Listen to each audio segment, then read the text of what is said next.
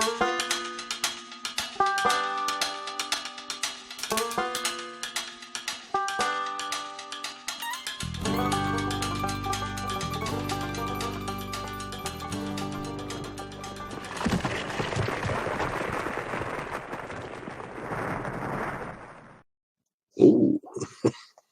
always startles me when it says I'm live. Welcome to the Curmudgeon in the Cellar, number 112. I don't believe that number either. Oh, first, gloat. I get a few seconds of gloating. I have my hardbound copy of Fight This Mutant. The good news is that they'll be fulfilled. The mailings will be going out within a couple of days at the end of Total Con. So they're about 3 or 3.5 weeks away from being popped into the hands of whoever it is that's going to deliver them to you. And I promise you, you're going to like it. I didn't write it. I just edited it and wrote it forward. All right. To more pertinent and pressing things. Your episodes always come out right before I head off to the sack. I got to stay up and watch. Yes, you should. I absolutely agree. If you don't stay up and watch, you miss all the sartorial splendor and wondering what I'm going to wear next week. And the never-changing background of my office. Well, office is a literal figurative word. It's my corner of the basement. Pardon me. Okay. I never had the original D&C set, but when I picked it up recently, I noticed that gnomes in the monster list were just burrowing dwarves, and stats were almost identical. Did they not become a separate race until first edition AD&D, or did they get fleshed out before that? Yes, you're right. They did get fleshed out in first edition. I don't know where we would have fleshed them out in between then, unless there might have been an article in a Dragon magazine or a strategic review. But let me explain to you why so many of the original monsters in the first 3 books got such short shrift. Say that one fast 3 times. Keep in mind that when Gary was writing up his and Dave's idea, they were aiming it at miniatures players. Now, up to that point in time, miniatures players either played ancients, Assyrians and Hittites and, and the like, and beating each other over the head with swords and clubs, or Egyptians with their anyway, or Napoleonics or 7 Years' War, shooting each other with inaccurate muskets and bouncing cannonballs, or tankers who wanted to know what color the bogey wheel was on a certain tank. Not guys that were used to running around fighting dragons and hippogriffs and stuff. Now there was a beginning of a change with the fantasy supplement in chainmail. But to go into all the detail and all the stuff that the first edition description did would have been totally wasted on the people that the game was being aimed at, and would have turned off a great number of them. It was only later, when the game had been seized in the teeth of so many people and were running, that we had to, I don't know, what's a good term? We had to necessarily flesh out, because people wanted to know. What Gary saw primarily early as gnomes was just another little nuisance, or a semi-bad person or whatever for the fledgling DMs, all of us, to have something to perplex the players with. It was only afterwards that we had to, oh yeah, they got clans and yada da da da da da da. So it was just the they only published in those little descriptions what was necessary to get a vague idea in your mind of what you thought a gnome was from a Grimm's fairy tale that you'd been read to or read yourself or something of that nature. It was only later that people demanded minutia.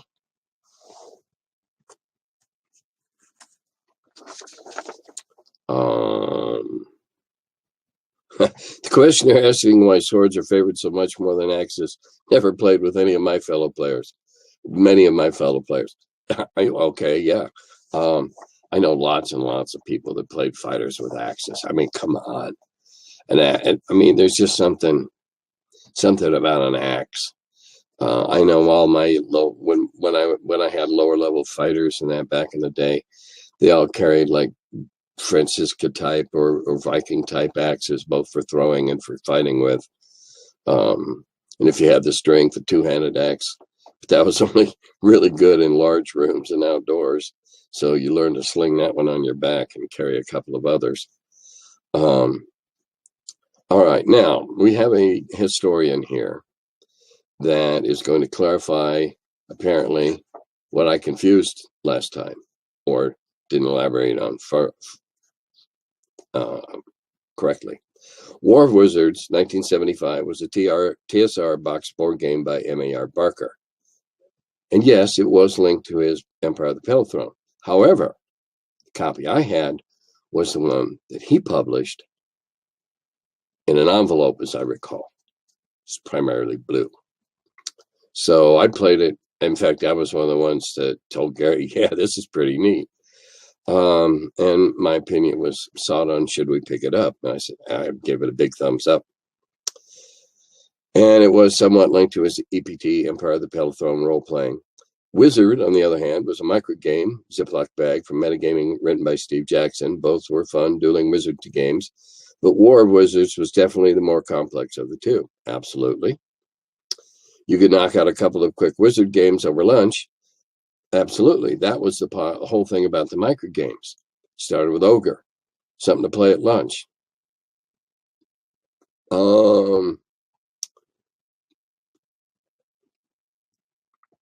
Okay, yeah, unless they were unskilled or unlucky. Also, companion game from Metagaming called Melee, which could be used for small arms skirmishes and hand-to-hand combat. Those, though both were standalone games, they could also be linked as components of metagaming. Get Metagaming's fantasy trip, yes, of course.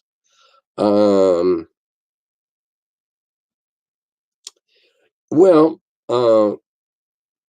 War of the Wizards had a couple of revisions. Well, I never knew about that, and yeah, it never took off because it was set in Tecumseh, the world of the Empire of the Pale Throne, which really never took off.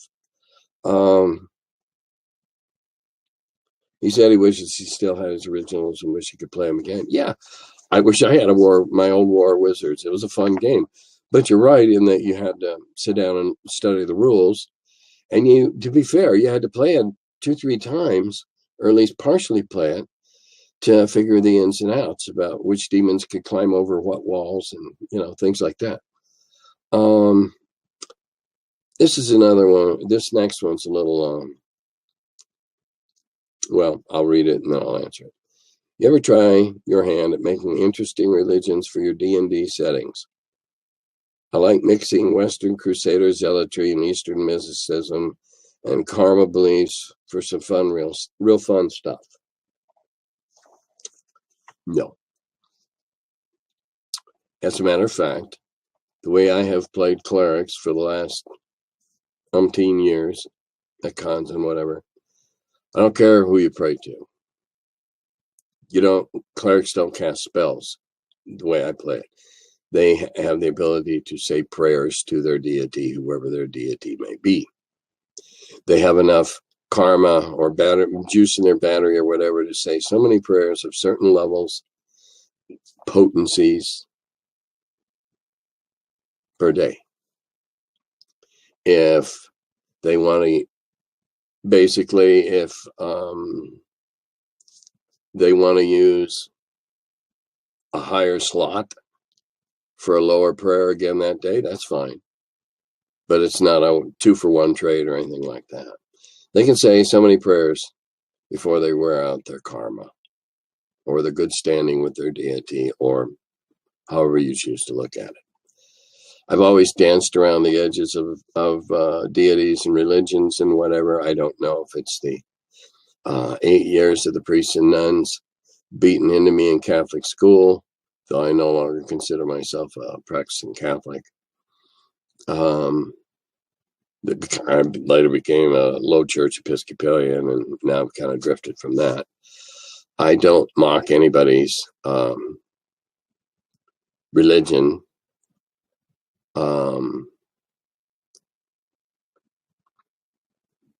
I just didn't ever want to get into creating one. Now, that's not to say that I haven't set adventures centered around temples, but to be brutally frank, I think every one of the temples has been something evil or malicious, or something that became perverted or depraved. It's not my wheelhouse to fool around with that. If you do, hey, that's fine. That's great. I'm not, got nothing against that. I just never felt that. I never felt the need, again, because I never campaigned for that great length of time at any given time, the need to go off on a religious campaign so a cleric could get a holy relic, or whatever. But that said, I can certainly see we're in a big, robust campaign that would certainly make a great small adventure, side adventure, however you want to look at it, to go find Cuthbert's Maze. Any history on the DM screen? Was this a wargaming carryover or something Dave or Gary started? I've heard stories, which I find hard to believe, of the DM being completely obscured behind a curtain. I'm sorry, excuse me.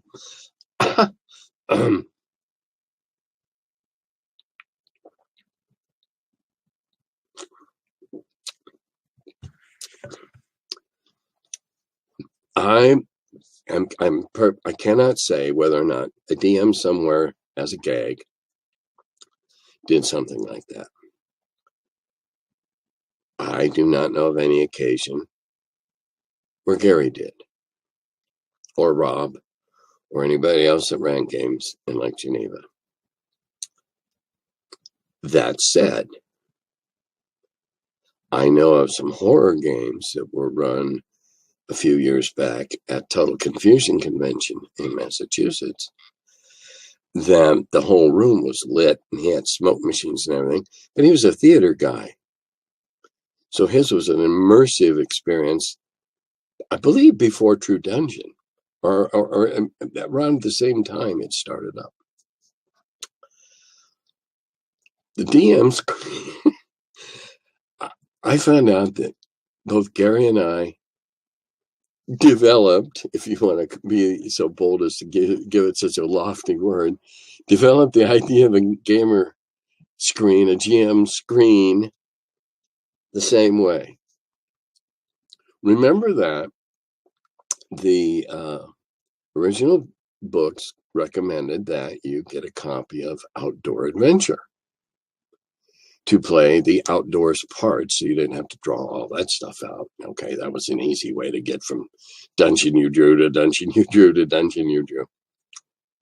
Well, when you weren't outdoors, you had this really nice, rigid, because these were when board game boards were rigid, heavy, had cloth bindings at the seams.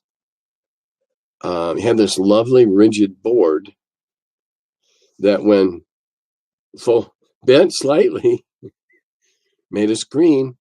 The only reason, and Gary and I spoke about this a couple of times before I went to work there, we both simply needed something to hide our maps behind.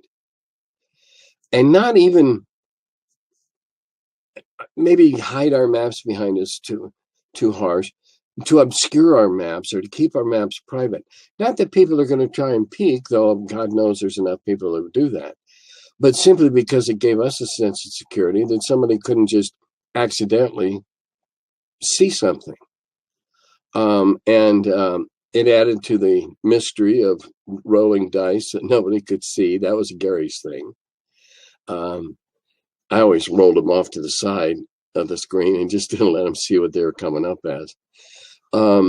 It came out of a need for concealment of the maps and the DM's notes and what have you.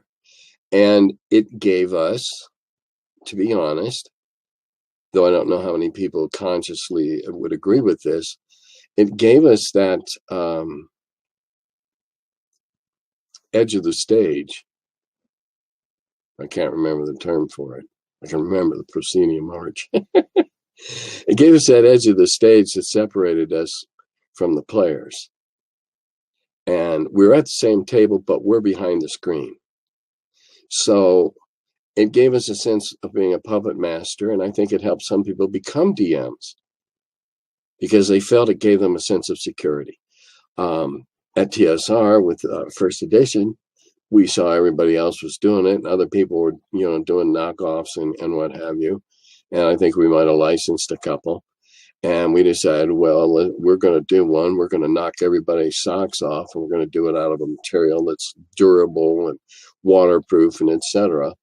And so that first edition DM screen sold like the proverbial pancakes. I really believe it just kind of organically presented itself as a means to an end, both creating that invisible wall at the edge of the stage and giving us the security and the confidence that our machinations are obscured and not likely to be inadvertently or advertently, if that's a word, spied out. That's what I got out of the conversations that I had with him. All right, now this is an interesting one. I say that a lot, don't I? But they are, or else I don't bring them forward. I delete a couple, 3, 4, 5 every week. Some people seem to think that if they send enough stuff, I'll answer their questions every week, and I'm starting to delete some of those people, or just ignore them, because I think they just like having their questions heard, or like hearing their questions read.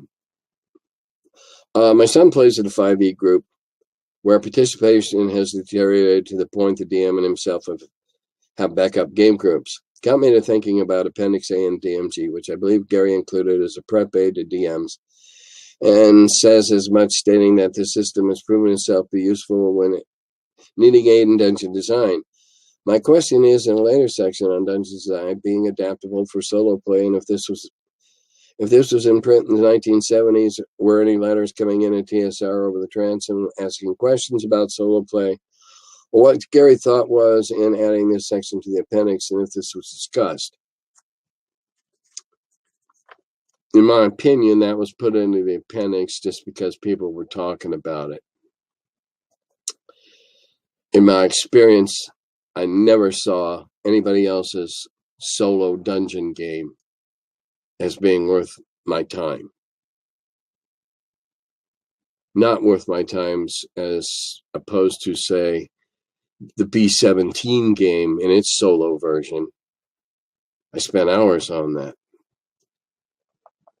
It is my opinion that solo dungeon games are really just you rolling dice against a table.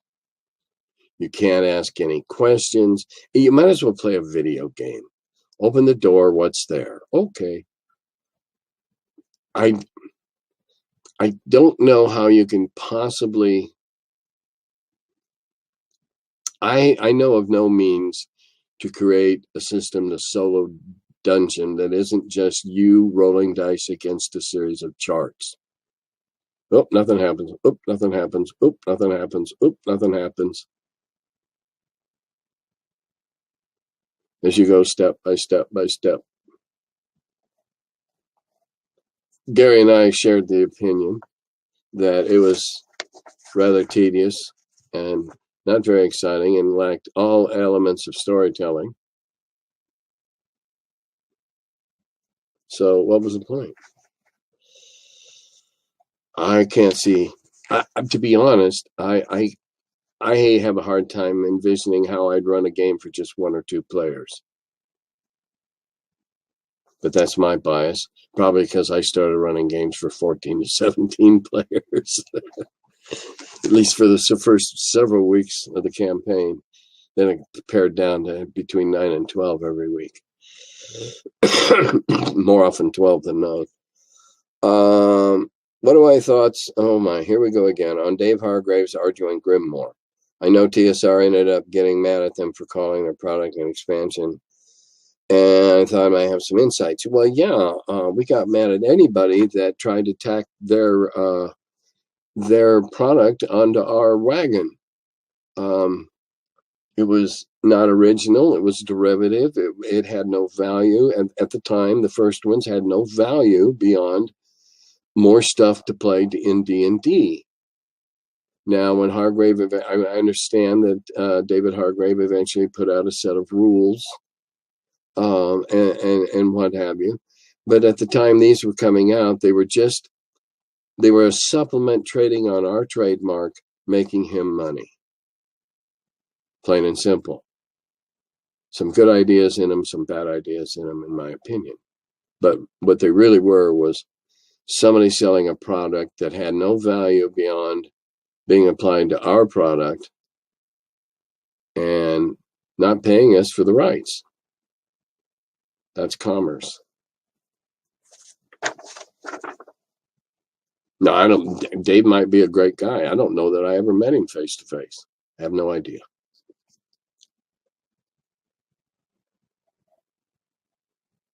Okay. Now I got a comment way back from number 12 about keep the wife busy. That quote killed me from laughter. Well, it's funny that this came up this week because I've just been talking to Lloyd Metcalf and I'm going back to AppleCon in the fall. And one of the great things about AppleCon was that my wife Cheryl and Doug Ray's wife Linda and another lady that lived there whose husband's a gamer named Cheryl, and she has a hyphenated last name. They went out all day and had a great time, and we're gone all day, and they had such a great time that this is going to be a side event for gamers' wives at the next one. Well, to any married gamer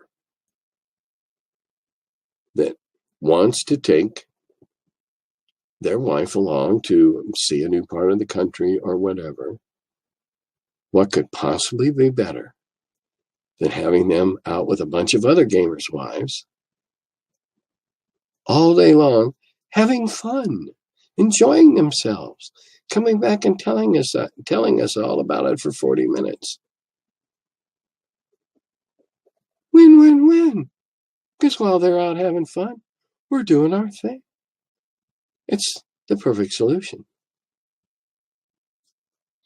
I understand this year there's going to be a bunch of wives getting involved in this. All right, this is one we're going to talk about some skills and abilities here in a little while. But that's coming a little later because I got a couple other things. I gotta say, I don't normally name names or anything. And it's unlikely that more than a couple of people that already know this person will know who I'm speaking of. But when you have a YouTube channel, you get notifications of so-and-so has subscribed to you on YouTube. This is one of the best online names I've seen. Emperor Rufus, the Bastard of Rats. Classy name, Rufus. Hey, Tim, curious about how you and Gary went about creating magical items. Did you always have an idea of what you wanted, or were there times on the fly design? Well, funny you should ask, because whichever supplement that was that had all the crazy stuff in it. sometimes when we were creating for the rules, supplements and then first edition, etc., we were fleshing out. Well, we got wands to do this, and this. Well, how about one that does that, and that? And if we could find a fictional excuse for it, we did. Sometimes and this is Brian and Gary and I, because it must be reminded that Brian did make occasional contributions. Brian invented this, basically a mechanical crawdad, and named it. He came into work because we were compiling this book. I think it must have been Eldritch Wizardry. Yeah, I'm sure it was. And he said, "What was the name of that bad guy wizard in your campaign in Carbondale?" And I said, "Oh, Qualish." He goes, "Oh, okay, thanks." And so it became the apparatus of Qualish. And so it's this enchanted mechanical crawdad that can go underwater and what have you. That was just something he thought up. He's probably watching Jules Verne or Tom Swift movie cartoons or something. A lot of Gary's magic items were whims. Well, they had a certain amount of tongue in cheek to them. I don't know. When I made them up, I just made up stuff I thought would be cool. Wouldn't it be cool to find a sword or an axe that does this or that, or or whatever. Now, I do make up magic on the fly now, but it's impermanent. It's transient magic in that I only do it at the cons. I make up magical items. I make items magical, But when we were doing it, we had a lot more ideas than ended up in Eldritch Wizardry. Someone was given those to cogitate on, and that's how what ended up in first edition ended up there. Sometimes we just made something up because we thought it would be cool, or we read it in a book, or the game didn't have one of those or means to do that. A lot of it was that, covering up gaps that we felt we'd left.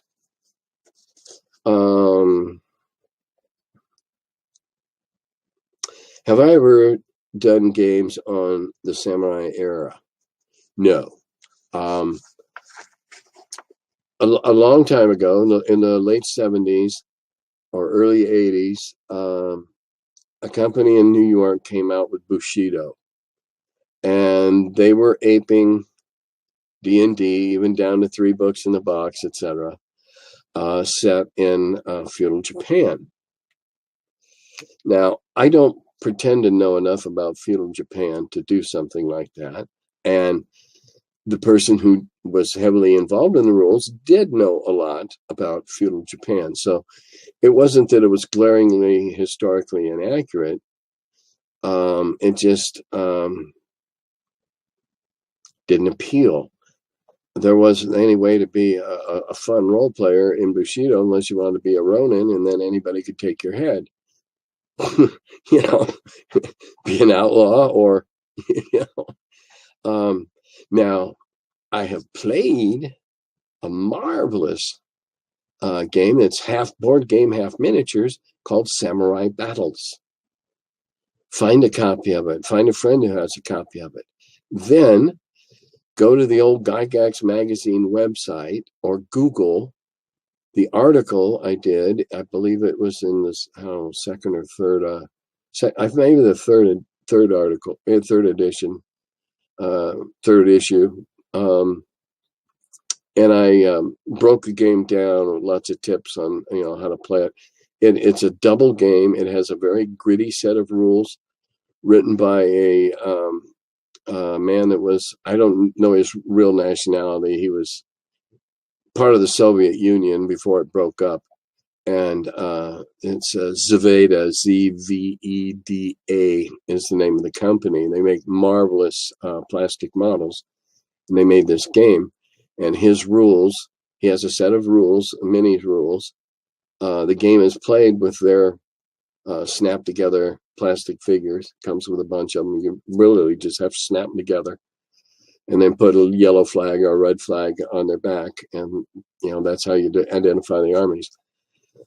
And then they have a second set of rules. That's the commands and colors rules, which have been done in several other games, which are a lot of fun and very simple. And it's a marvelous game. I highly recommend it.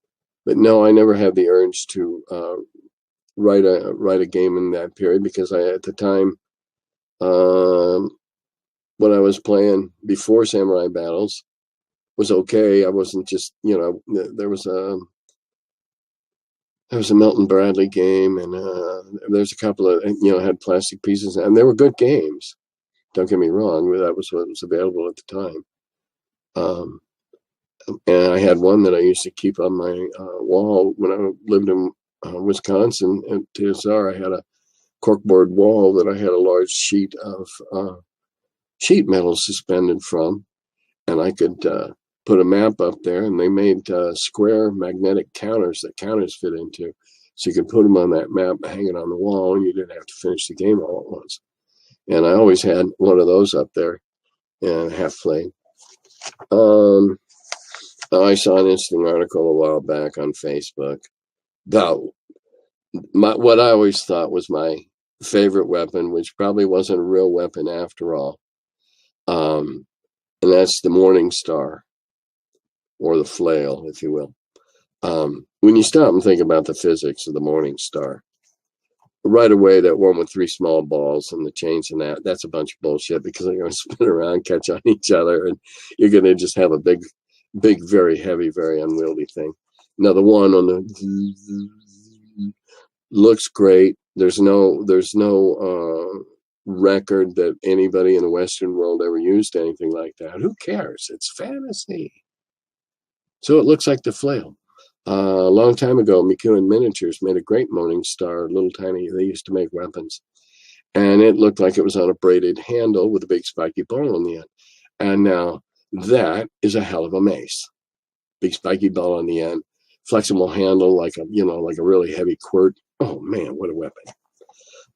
But then again, it's fantasy, so who cares? All right, now skills. Here we go with skills. Skills. When I was a DM, we could have benefited from a set of rules about abilities. We just needed a list of things to do in order to make the role playing more than just hack and slash. That's opinion 1. This one says, I agree with the argument about skill system. Back in the 70s, we just make a roll. It worked well. Then when people wanted it codified, then you discovered you didn't have a skill because you got other skills. So you would do more things without the skill system, and it worked just fine. Okay. Third, knacks versus skills. Skills do 2 things. And this was made, this point was made earlier in the week by my buddy Frank. They sell more books, and more importantly, and I thank him for pointing this out, they stifle imagination. When we didn't have skill tables around our necks like great greasy albatross, we would just decide, okay, what do I have to? What needs to be done? So the guy that showed a knack for finding sloping floors, or hidden compartments in the walls and that. This is before we had thieves. Now remember, before we had thieves, the more they did it, the better they got, and so they just became the go-to guy for that. Now, were they ever really, really skilled? Well, that depended. If they were playing a dwarf, well, then they had a natural knack for inclines and stuff. But we didn't worry about if we hadn't done something. We just tried stuff. You don't need a skill to tie your shoes. The original proposition behind becoming an adventurer was that you were the cream of the crop. You were the son of the merchant, the farm boy, whatever, who was not satisfied with your lot. So you sought something different. Sick penny people didn't do that. Stupid people didn't live long enough to do that. Right? So we were already assuming that you were a level 1 and all the rest of the herd were level 0s. So if you said, yeah, you came from a farm, whatever you blurted out that first time, well, of course you're going to know how to tie knots, and you're going to have an affinity with farm animals, draft animals, whatever. You're going to know what to do and what not to do. Maybe you're going to have a little innate tracking or hunting skills, because living a rural life, you had to have those things to eat. Maybe you're good with a sling. You tell me, yeah, I can do a sling. Okay. We'll give you some proficiency with a sling. When you get results with it a few times, we'll give you a greater proficiency. And in some ways, we leveled up knacks. You had a knack for that. You had a knack with that sling. We leveled up the knacks, not the player. You just got better at it. And okay, you're a merchant's son who's didn't want to be apprenticed to the fishmonger. You're not going to know how to light fires and whatever, but you're going to have I give you a chance of having a knack for seeing false coinage, or maybe hard to get the better of in a bargain or a deal, or whatever. I would recognize that you had picked up something from your background, and those became knacks. And if you needed something else, I didn't make you roll to see if you could swim. Swimming is usually a roll against your dex and or your strength or something like that. Now, if you were stupid enough to try to swim the river in chain mail, well, yeah, you drowned. I don't care. There's no skill. There's no swimming ability. Let you cross an 80-yard river in a suit of chainmail. Try it if you don't believe me. And the most fit guy out there, try it. The most fit woman out there, try it. Swim 80 yards across a river with a current in a 37 or 45-pound suit of chain. Be sure to take a little breather like James Bond had. Stick in your mouth and get up through blasts of air. It stifles the imagination if you have to have a skill or an ability to try something. And this is a point Frank made, and I thoroughly agree. You look at your skills and ability and decide what you're going to do in this situation. Well, what can I do? No. What's your first instinct to do in this situation? Well, try it. Isn't that what this is about? Remember, there is no box. When you can learn to think outside the box, there is no box. And when you can do it successfully and well in role playing, you've caught the spirit of the grognards, the old guard, if you will. Speaking of which, I'm going to do another one of these, and then I'm going to skip a week because I'll be in Massachusetts for Total Confusion. So if you're planning to go to TotalCon, look me up. I'll be easy to find, I'm sure. And on that fine note, I think I'll end this broadcast and say do da da govy.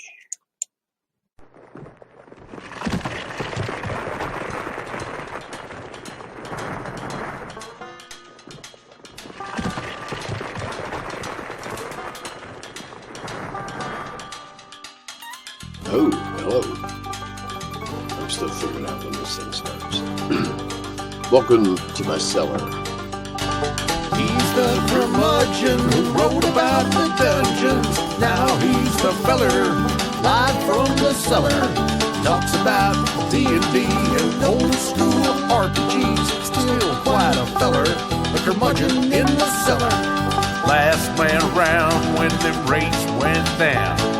Calling Gary in that Lake Geneva town. Hey Gary, it's an awful mess.